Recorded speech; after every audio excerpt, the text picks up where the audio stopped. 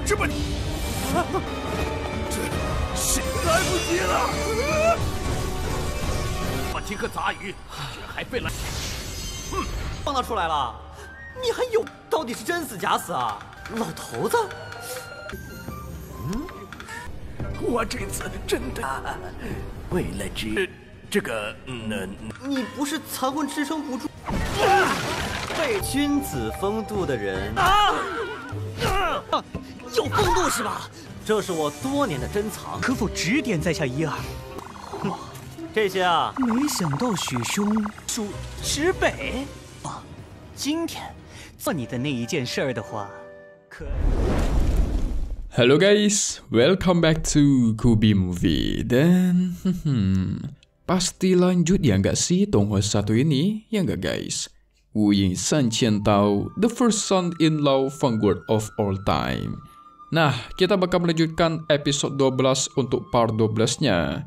Seru nggak sih Donghua satu ini? Seru dong. So di part 12 kali ini, kita semua bakal melihat kesaktian Wu Chou melawan ketiga assassin yang super kuat. Bakal mantap nih. Selain itu, dia nanti bakal direndahkan oleh orang-orang sombong yang tapi lemah guys.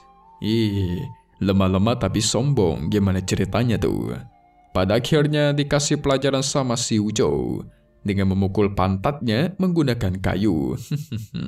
Memang kocak ya MC satu ini. Tapi lagi-lagi kita bakal melihat kegenitan dan kemesuman MC1 ini, so kita review sedikit dulu buat part kemarin, di mana kita semua sudah melihat Wu Chou melawan ketiga assassin kiriman keluarga Xie. Sebenarnya ini ketiga assassin kuat-kuat, di mana mereka sudah berada di ranah non-innate.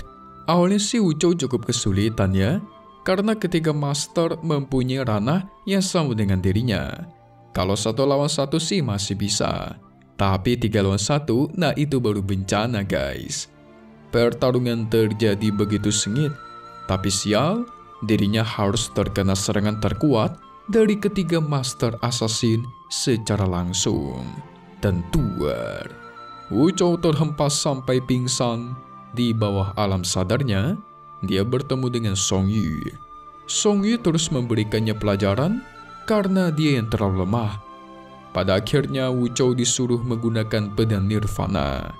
Saat sadar, dirinya langsung menggunakan kekuatan pedang Nirvana pemberian Song Yu, menciptakan kekuatan yang super mengerikan. Sehingga tanpa basa-basi, kita pun masuk ke intro ya guys.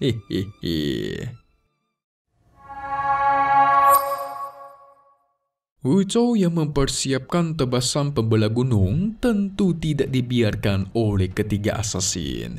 Tapi sepertinya waktu sudah telat. Wu Chou segera membentuk pedang raksasa super kuat yang dikatakan bisa membelah gunung. Kekuatan sakti ini membuat ketiga master auto terkejut. Gimana ceritanya kok Wu Chou tiba-tiba jadi kuat? Bukannya melawan, ketiga assassin malah mencoba kabur. Namun sayang, semuanya udah telat.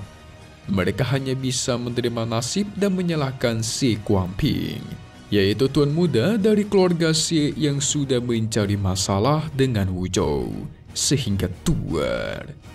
Ketiga master terkena serangan telak dari pedang Nirvana, menghasilkan mereka semua auto terbantai.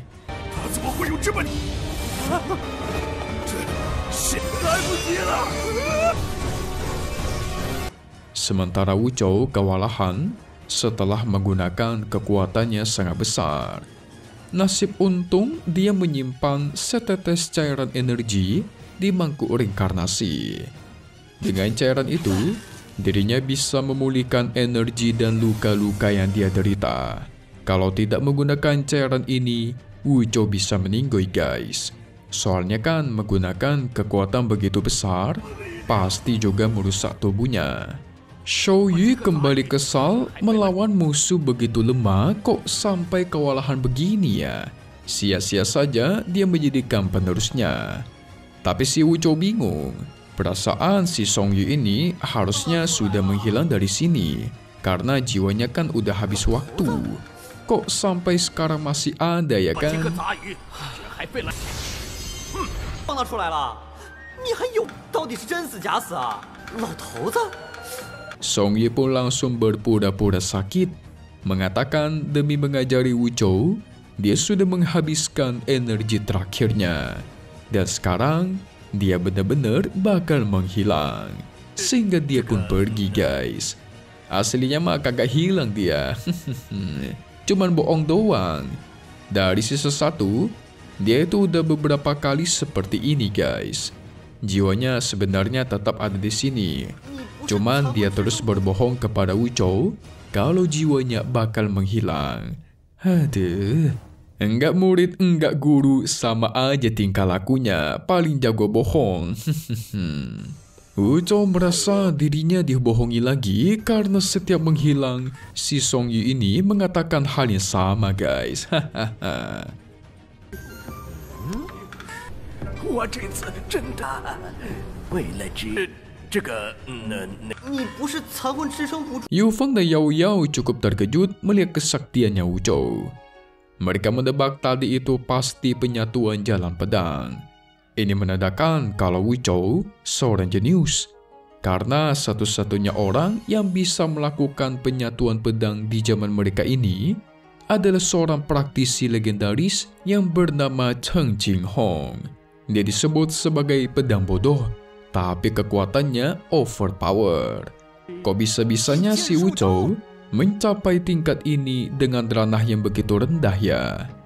Tapi mereka juga ada hal penting yang harus diomongkan, di mana si Yu Feng kemarin sempat melihat ada murid dari sekte Chuntian di ruang makan kekaisaran. Itu tentu membuat Yao Yao penasaran dong. Dia langsung menyuruh Yu Feng mencari tahu identitas dari murid Chuntian itu. 臣在后天境就已经一剑入刀，在御膳房发现了一个。Yu Feng sih mau-mau aja, asalkan Yao Yao menepati satu hal. Selain itu, dia ada perjamuan penting saat konferensi sastra di kota Lin'an.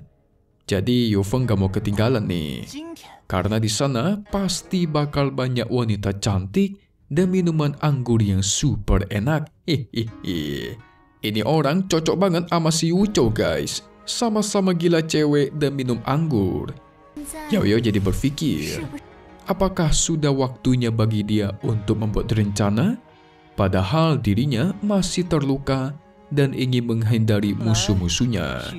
Oh ya guys, Mimin lupa kasih tahu kalau sebenarnya Yao Yao ini orang yang sangat berpengaruh di kekaisaran. 今天做你的那一件事的话，得痛饮一场。现在是我只是想因伤来躲避仇。 Tapi dia sekarang itu menyamar jadi kayak intel gitu guys, mencari informasi.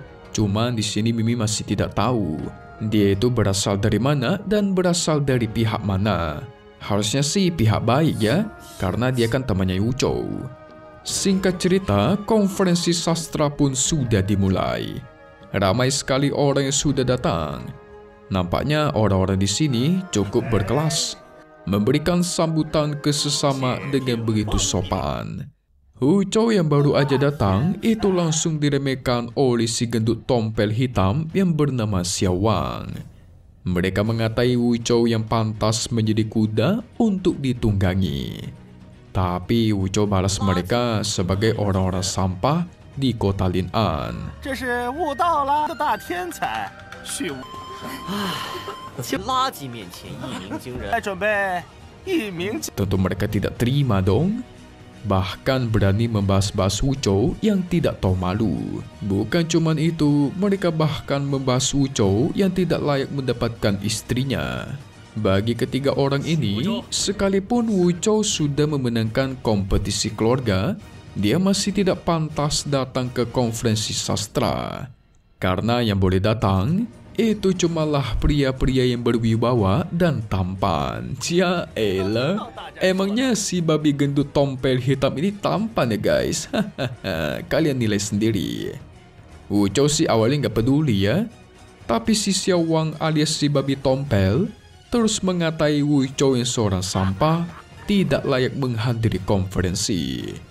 Wuchou pun membalas, "Oh, Jadi kalian pikir kalau kalian semua yang ada di sini adalah pria yang berwibawa ya? 你都听到大家说的。你们这里的人，不是你这种垃圾该。 Oh iya dong, mereka mengaku pria berwibawa ditambah tampan. Oh, setahu Uco, pria berwibawa kalau dipukul nggak bakal marah kan? Segera Uco memukul si babi gendut menggunakan kursi. Dia terus memukul Xiaowang karena marah. Dirinya dihina-hina, sampai istrinya pun dibawa-bawa.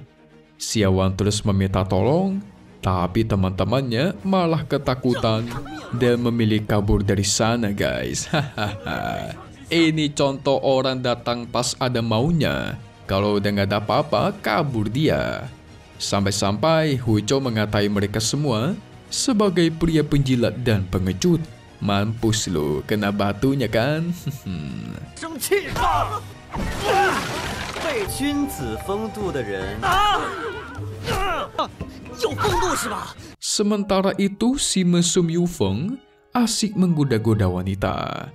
Dia dengan pandai mengobali wanita cantik yang ada di sampingnya. Mengira dirinya sudah berhasil memikat sang wanita, dia pun mencoba menciumnya guys. Berhasil sih, tapi berhasil mencium tamparan. Yufeng ditampar tepat di pipi. Tidak lama dari itu, Uco pun datang. Yufeng mengaku dia di sini hanya ingin mengagumi sastra. Padahal tadi ngomongnya dia datang demi para wanita cantik dan minuman anggur yang sedap. Uco juga tahu kalau dia ini adalah seorang pria cabul. Namun menurutnya cara Yufeng mendekati wanita itu 哦， terlalu 你也来了文 kuno. 会啊，玉峰兄，没，哎，我看你是风流一附庸风雅。 Jadi Uco dengan sombong mengeluarkan buku sakti legendarisnya, berisikan cara-cara mendekati wanita yang paling ampuh. Dijamin pasti mendapatkan hasil yang memuaskan. Wadidaw. Judul bukunya adalah Buku Panduan Keterampilan Cinta. Kacau ini orangnya, cocok banget ini berdua pria cabul guys. Uco memastikan dengan mempelajari buku itu, bagaikan mengarungi lautan dan gunung, pasti semua wanita terpukau. Dan benar aja guys, wanita-wanita di sana auto jatuh hati melihat kesaktian dan ketampanan Uco. Tapi beraksi begitu hebat, dia tidak sadar kalau istrinya Qingmo sudah memperhatikan dari belakang. Nah lo, kena nih. 这是我多年的珍藏，可否指点在下一二？这些啊，没想到许兄属指北。 Uco yang masih tidak sadar, dia terus menyombongkan diri. Bahkan dia menyombongkan dirinya yang sudah berhasil menaklukkan seorang Qingmo, wanita paling cantik di kota Lin'an. Tapi tambah sadar kalau istrinya sudah ada di samping guys. Hai. Di saat sudah sadar, semuanya sudah telat. Dia pun langsung memohon-mohon agar didengar penjelasannya. Tapi sayang, itu semua udah nggak guna. Qingmo sudah mendengar semua perkataan sombongnya tadi. Segera kakinya Uco dia injak menggunakan sandal heels. Pakai ujungnya pula. Sakit banget itu pasti. Yufeng yang gak mau ikut campur, dia langsung kabur guys. Memang sialan ya. Sampai-sampai Uco merasa kalau Yufeng ini merupakan reinkarnasi dari binatang kesialan. Soalnya setiap si Uco ketemu Yufeng, dia itu selalu tertimpa kesialan guys. Ngakak bener dah. Lagian lu jadi orang kebanyakan tingkah sih, kebanyakan bergaya. Kena batunya kan? Ini dua orang nggak ada bener-benernya guys. Sengklek semua otaknya, tapi cocok juga sih, ngakak 他 habis. 绝不会说了算。青毛我早就搞定了，青啊，就没有我办不到。 So selesai dulu untuk part 12 Wuying San Qian Tao. Update lagi nanti buat part 13 selanjutnya, yaitu First Son in Love of Vanguard All Time. Yes, cuman di sini ya guys, Kobe Movie. Thank you buat kalian semua yang nonton dan selalu support channel Mimin. Semoga kalian semua sehat selalu. Memang pamit undur diri dulu. Kita bakal ketemu lagi di video-video selanjutnya. Oke kalau gitu, see you guys.